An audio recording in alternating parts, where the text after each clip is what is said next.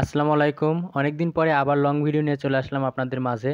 তো আমার বাড়িতে কিছু সমস্যার কারণে আমি অনেকদিন ধরে লং ভিডিও আপনাদের সামনে নিয়ে আসি না। অনেকে আমার কাছে প্রশ্ন করেন, "ভাই লং ভিডিও কেন নিয়ে আসেন না? লং ভিডিও কেন নিয়ে আসেন না?" আমাদের গ্রামে একদল বিচ্ছু বাহিনী আছে আর তাদেরকে সাথে নিয়ে আমি চলে যাচ্ছি কপির চারা আনতে। আমাদের কপি চাষ করার জন্য জমি রেডি হয়ে গেছে আর সেই জমিতে কপির চারা রোপণ করার জন্য আজকে চলে যাচ্ছি কপির চারা আনতে। তো যাবো যখন তাও ওদেরকে বললাম, বিচ্ছু বাহিনীকে বললাম, "চলো একটু ঘুরে আসি।" তো বিচ্ছু বাহিনীকে সাথে নিয়ে বেরিয়ে পড়লাম সেই কপির চারা আনতে। তো রাস্তা দিয়ে যাচ্ছি আর সুন্দর একটা ভিউ আপনারা দেখতে পাচ্ছেন। এটা আমার গ্রামের রাস্তা আর যার যার গ্রামের রাস্তা তার তার কাছে সুন্দর। আমার কাছেও আমার গ্রামের রাস্তা অনেক সুন্দর। যাই হোক,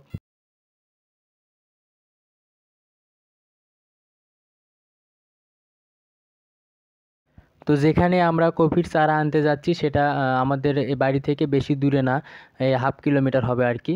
তো রাস্তায় প্রতিমধ্যে দেখলাম যে এখানে দুর্গাপূজা হচ্ছে আর এখানে দুর্গাপূজায় মেলা হয় আমাদের এদিকে। তো মেলার এখানে দোকানপাট সব বসাচ্ছে দোকানিরা।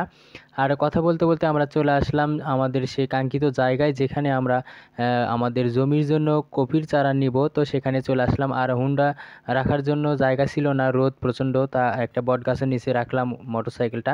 তারপরে আমরা বীজতলায় চলে আসলাম। তো বীজতলায় আসার পর উনি বলতেছে, "একটু পরে দিচ্ছি তোমাদেরকে চারা।" অন্য একজনকে দিচ্ছে, তাই আমরা চলে আসলাম আর কি ওখান থেকে। ওখানে প্রচণ্ড রোদ আর এখানে রাস্তার ধারে দেখলাম একটা প্রতিবন্ধী স্কুল। তো সেই প্রতিবন্ধী স্কুলটার ভেতরে আমার বিচ্ছু বাহিনীরা গেল ঘুরতে। তো ওরা ভিডিও করে নিয়ে আসছিল ওখান থেকে। তো সবগুলো ঘর ছিল ফাঁকা, কোথাও কোনো ছাত্র বা বেঞ্চ কিচ্ছু ছিল না। যাই হোক, ভেতরে একটা বকুল ফুলের গাছ ছিল আর ওরা সেখান থেকে বকুল ফুলের যে বিচি হয় সেটা ওরা পেড়ে নিয়ে আসছিল, নিয়ে এসে আমাকে দেখালো। তারপর আমরা সেই যেখানে হুন্ডা রাখছিলাম বটগাছের নিচে ছায়ায়, প্রচণ্ড বাতাস, তো এখানে এসে একটু জিরিয়ে নিলাম আর কি। প্রচণ্ড রোদ ছিল, রোদের ভিতরে আমরা একদম হাঁপিয়ে উঠেছিলাম। তার জন্য এখানেই বটগাছের ছায়ায় একটু শীতল হয়ে নিলাম আর কি। তারপর আমরা চলে গেলাম সেই বীজতলায় কপির চারা তোলার জন্য। তো উনি বলতেছে, "একটু তুলে নাও বাবা।" তাই আমি এখান থেকে এই রোদের ভিতরে কষ্ট করে চারাগুলো তুলে নিচ্ছিলাম আর আমার গা মুখ ঘেমে টপ টপ করে এই আমার ঘামগুলো শরীর থেকে ঝরে পড়ছিল মাটিতে। সফলতা অর্জন করতে গেলে তো একটু কষ্ট করতে হয়, তার জন্য এই কষ্ট আমার কাছে কিচ্ছু না। তারপর আমার টাকাটুকু দিয়ে চলে আসলাম আর এখানে এসে আমার গাড়ির সাথে সেই কপির চারাগুলো বেঁধে নিয়ে আমরা বাড়ির দিকে রওনা দিলাম। তো আলহামদুলিল্লাহ আমরা বাড়িতে পৌঁছে গেছি ইতিমধ্যেই। আর বাড়িতে আমরা একটু জিরিয়ে নিয়ে তারপরে চলে যাব সেই জমিতে যেখানে এই কপির চারাগুলো রোপণ করব সেখানে। বাড়িতে একটু জিরিয়ে নিয়ে বেরিয়ে পড়লাম, আমি ছাগলগুলো নিয়ে বেরিয়ে পড়লাম আর আমার বাবাকে কপির চারা সহ ব্যাগ বালতি সহ ওনাকে পাঠিয়ে দিয়েছি আগে। আমি পরে ছাগলগুলো নিয়ে চলে যাচ্ছি, কারণ আমার ছাগলগুলোকেও তো খাওয়াতে হবে। তারপরে ছাগলগুলো নিয়ে এসে এই পাথরের ভিতরে বেঁধে দিয়ে পাশে আমার জমি, তো সেখানে চলে গেলাম এই কপির চারাগুলো রোপণ করার জন্য। আর এদিকে আমি প্রথমে পানি এনে নিচ্ছিলাম। কপির চারা রোপণ করার পরে এই পানিগুলো চারার গোড়ায় দিতে হয়, চারা সতেজ থাকার কারণে, যাতে সতেজ থাকে সেজন্য। আর তাই আমি পানি নিয়ে এখানে রেডি করে রাখছিলাম।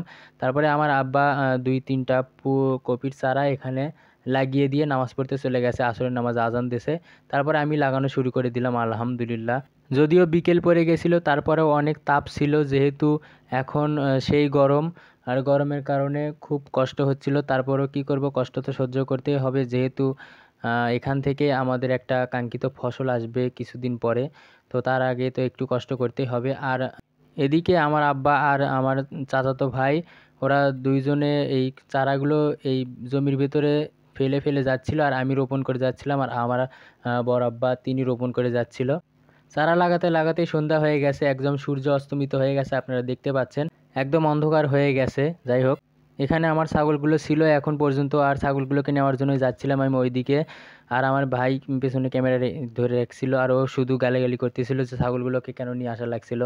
তো এখন আমরা বাড়িতে চলে যাচ্ছি। আজকে এই পর্যন্ত। সবাই ভালো থাকবেন, সুস্থ থাকবেন আর আমার চ্যানেলটিকে সাবস্ক্রাইব করে দেবেন, ফলো দেবেন, লাইক কমেন্ট করে আমার পাশে থাকবেন। ধন্যবাদ। আসসালামু আলাইকুম রহমতুল্লাহি ওয়া বারাকাতুহু।